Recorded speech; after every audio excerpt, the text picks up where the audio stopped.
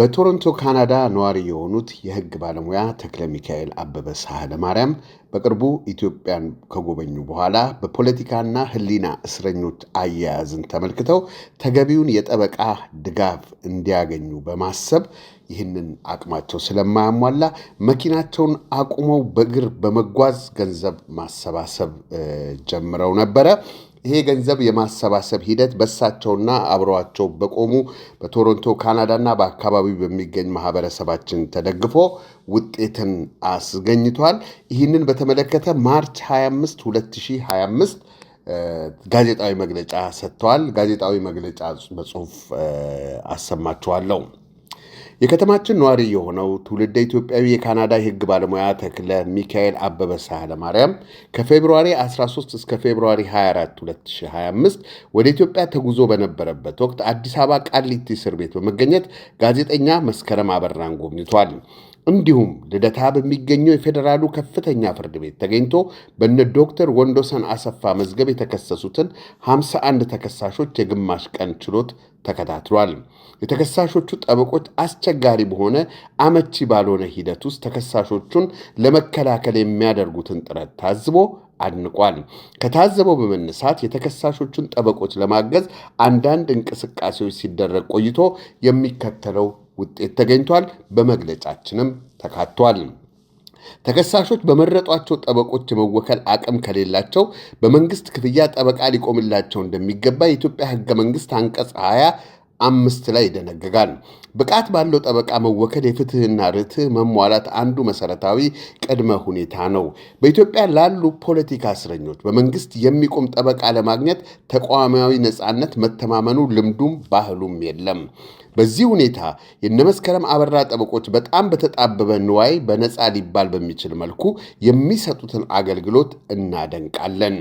የጠበቆቹን ትጋት ለማገዝ አድናቆታችንንም ለማሳየት ሸክማቸውንም ለመጋራት የፍትህ ስርዓቱ እንዲፈትኑት በማሰብ እንዲሁም የተጠናከረ የጠበቆች ማህበርና የጥብቅና መንፈስ እንዲጎለብት የበኩላችንን አስተዋጽኦ ለማድረግ በማለት ላለፉት 15 ቀናት ያደረግነው የኢትዮጵያ ፖለቲካ እስረኞች ተከላካይ ጠበቆች ገንዘብ የማሰባሰብ ሂደት አጠናቀናል። በዚህ ሂደት ከአቶ ተክለ ሚካኤል አበበና አቶ ዳንኤል ጥላሁን የሕግ ቢሮዎች 350 ሺህ ብር እንዲሁም ከሌሎች 40 ለጋሾች 650 ሺህ ብር በአጠቃላይ 1 ሚሊዮን ብር መሰብሰብ ችለናል። በዚህ ዙር የተባበሩንን ሁሉ እያመሰገንን በቀጣይም በምናደርጋቸው ተመሳሳይ መርሃ ግብሮች የበኩላችሁን እርዳታ እንደምታደርጉልን እምነታችንን እንገልጻለን ይላል በጋዜጣዊ መግለጫ የተካተተው ሐሳብ። ከዚህ ጉዳይ በተያያዘ ይህንን አስተዋጽኦ ላደረጉትን ለማመስገን የተዘጋጀውን ዝግጅት ብርሃን ቴሌቪዥን ተከታትሎት ነበረ። የብርሃን ቴሌቪዥን ዘገባ እንደሚከተለው ይቀርባል።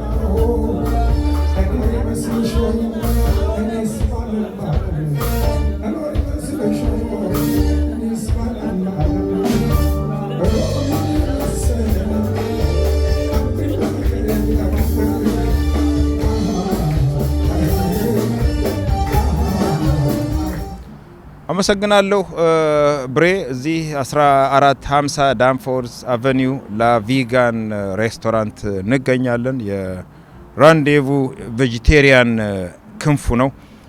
የእህታችን ባንቺ አንሙት ልጅ ያቶ አንሙት ልጅ በዛሬው ዕለት ላለፉት 15 ቀናት ስናደርግ የነበረውን ፈንድሬዚንግ ለኢትዮጵያ ፖለቲካ እስረኞች የሊጋል ዲፌንስ ፈንድ ወይንም ተከላካይ ጠበቆች ፈንድሬዚንግ ዛሬ አጠናቀናል። ሰክሰስፉሊ 10,000 ካናዲያን ዶላር ወይንም ወደ 1 ሚሊዮን አካባቢ 1.5 1.10 የሚሊዮን የኢትዮጵያ ብር እንሰበስባለን ብለን ነበረ። ከታርጌታችን በላይ መሰብሰብ ችለናል። እዚህ አካባቢ ያሉ ቢዝነሶች፣ ግለሰቦች፣ ጋዜጠኞችም ሳትቀሩ እናንተም ብሬ በተለይ በነ ዶክተር ወንደሰን አሰፋ፣ በነ መስከረም አበራ፣ በነ ገነት አስማማው፣ በነ ጎበዜ ሲሳይ፣ አለልኝ ምህረቱ በተባሉ ብዙ ሰዎች መዝገብ የተከሰሱ ጠበቆች በተለይ እነ ሰለሞን ገዛኸኝ ጠበቃ፣ ስሜነ ኪሮስ ጠበቃ፣ ሄኖክ አክሊሉ ጠበቃ፣ ቤተማርያም አለማየሁና ሌሎችም ጠበቆች ያደረጉት ላሉት አገልግሎት ሞራላቸውን ቡስት ለማድረግ የገንዘብ ድጋፍም ለማድረግ ያደረግነውን ፕሮሰስ ጨርሰናል። ዛሬ የመዝጊያ ስነ ስርዓት ነው። እንዲሁም ደግሞ ሰሞኑን እንደምታውቀው በሴቶች ላይ የሚደርሱ ጥቃቶች በጣም ስለተበራከቱ ስለተዘገቡ ከእህቶቻችን ጎን እንደቆምን ህብረት ሶሊዳሪቲ ለማሳየትም ጭምር ነው በዛሬ የተገኘ ነው። ብሬ ላይ ታይቶ ነበረ። ብርቱካን መሰለኝ ስማ ካልሳትኩኝ እህታችን ስለደረሰባት ሰቆቃ መደፈር ከተናገረች በኋላ ቪዲዮ እንዲወርድ ተደርጓል። አይ ቲንክ ኢቢኤስ እንግዲህ ለብዙ አመት ተከታዩ ባልሆንም አልፎ የሚያወጣቸውን ፕሮግራሞች እመለከታለሁ። አብዛኛው መዝናኛ ሳቅ ላይ እንደዚህ ጠፉ ሰዎችንም ማገናኘት ዝግጅት አላቸውና በደንብ ሪሰርች ሳያደርጉ ሳይዘጋጁ ሳያጠኑ ዝም ብለው ያወጡታል ብዬ አልገምትም። አስፈላጊውን ጥናት አድርገው እርግጠኛ ሆነው እውነተኛነቱን ይመስለኛልና ኤኒዌይስ ወጣ። ወዲያውኑ ከሰዓታት ወይ ከቀን በኋላ መሰለኝ እንዲወርድ ተደረገ። ከዛ በኋላ እኔ ይሄ ነገር እውነት ነው እውነት አይደለም እውነት ላይሆን ይችላል ብለን እናስብ። ግን የተወሰኑ የህብረተሰብ ክፍሎች የመንግስት ደጋፊዎች ከተወሰነ ብሔርን በብዛት አክቹአሊ ወይም ከተወሰነ ብሔርተኛ ቡድን የሆኑ ሰዎች ይሄንን ሐሰት ነው ለማለት ለማስተባበል የሄዱበት ርቀት ክርክሩ ምናምን እጅግ በጣም ትንሽ ግራ የሚያጋባ ነው። ማለት ምን ልጅቷ እንዲህ አይነት ነገር ደረሰብኝ ያለችው እውነትም ይሁን ሐሰት የሚመለከተው የመንግስት አካል አጣርቶ ፖሊስ መርምሮ የሚለውን ስኪል ድረስ የተወሰነ ቡድን ለምሳሌ ደምቢዶሎ ዩኒቨርሲቲ ስሙ አልተጠቀሰም እንደሰማሁት ከሆነ ቪዲዮን በሙሉ አልተከታተልኩትም ግን የሚናገሩ ሰዎች እንደሰማሁት ከሆነ ዩኒቨርሲቲ ፕሬዚዳንቱ ሌሎችም በቃ እየወጡ በጣም የሄዱበት ርቀት እጅግ በጣም የሚሰቀጥጥ ነው። ምንም እኮ ግልጽ እኮ ነው በኢትዮጵያ ውስጥ እህቶቻችን ሲደፈሩ ሲደበደቡ ብዙ ችግር ሲደርስባቸው እኔ ራሴ ብሬ ከተመለከትከው ከስራ ባልደረባይ ብሌን ጋር ሆኜ ስናነሳ እህቴ ላይ ራሱ የደረሰባትን ጥቃት አንስቼ ነበር። እንደ ምሳሌ አድርጌ አሁን ጉዳዩ እንዲህን ያህል ሊካረር አይደለም። በእርግጥ ኦልሬዲ አልፏል፣ ሪዞልቭ ተደርጓል። ግን አሚን ዴይሊ የምንመለከተው እኮ ነው አይደል? ከጥቂት ቀናት በፊት ከፎቅ ላይ ተገፍትራ ይሁን ራሷን ጥላ ይሁን የቀነኒ የምትባል እህታችን እንደዚሁ የአንዷለም ጮኛ ወይ ጓደኛ ገርል ፍሬንድ አለች ፍቅረኛ እንደ ሌሎችም በየጊዜው ዜና እኮ አሲድ የተደፋባቸው አይናቸው የወጣ የተገደሉ የታረዱ በየጊዜው የምንሰማው ዜና ነው። እስቲ the benefit of the doubt ሰጥቶ ጉዳዩን መከታተል ስፔሲፊካሊ ታርጌት ያደረገችው ቡድን ወይም ግለሰብ ወይ ድርጅት የለም እና የተወሰኑ ቡድኖችና ግለሰቦች ድቅ ብለው ዲስክሬዲት ለማድረግ የሄዱበትን ርቀት ስትመለከት አይ ቲንክ በጣም እንደ ሶሳይቲ ብዙ ይቀርናል። እህቶቻችን በጣም እጅግ በጣም ከፍተኛ ፈተና ከፊታቸው አለ የሚል ጥያቄ ጭሮብኛል። ብሬ ባጠቃላይ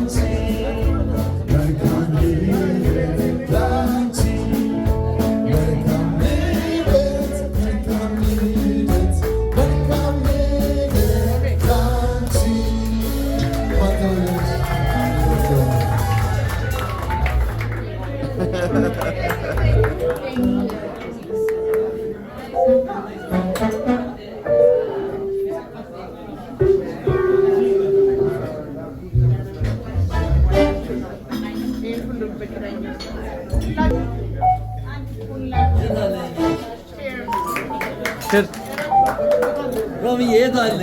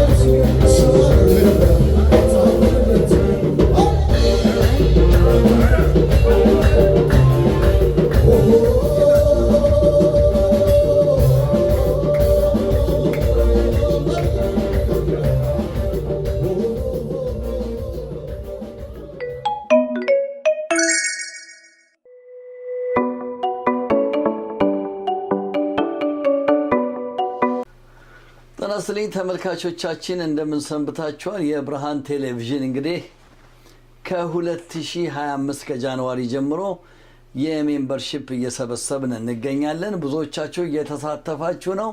እንግዲህ እንድትሳተፉ ደጋግሜ ጠይቃለሁ። ብርሃን ቴሌቪዥን ለ14 ዓመት በላይ እናንተን ሲያገለግል ያለ ሚዲያ ነው። እንግዲህ በተለይ በአሁኑ ሰዓት አንዳንድ ሰዎች ትንሽ እንዳዘነጉ ብዬ ለማስታወስ ያህል ነው እንጂ ብዙዎቻችሁ እየደወላችሁ እየሰጣችሁ ነው። በስልክ ቁጥር፣ በኢሜይል፣ በኢትራንስፈር አድርጋችሁ እንድትረዱን እንጠይቃለን። ብርሃን ቴሌቪዥን ከዚህ ከቶሮንቶ ካናዳ። በሁለተኛ ደረጃ ብርሃን ቴሌቪዥን ካናዳ የሚል ደግሞ አዲስ ቻናል አለ። እሱንም ሰብስክራይብ አድርጉ። ምክንያቱም የቤተ ክርስቲያንና የአንዳንድ ጉዳዮችን እዛ ላይ ስለማደርግ እዛ ላይም ገብታችሁ ሁላችሁም ሰብስክራይብ፣ ላይክ፣ ሼር እንድታደርጉ አሁንም በድጋሚ ጠይቃለሁ። የእናንተው ብርሃን ቴሌቪዥን ብርሃኑ ነኝ ከብርሃን ቴሌቪዥን። ጤና ይስጥልኝ። ሰላም ሁኑልኝ።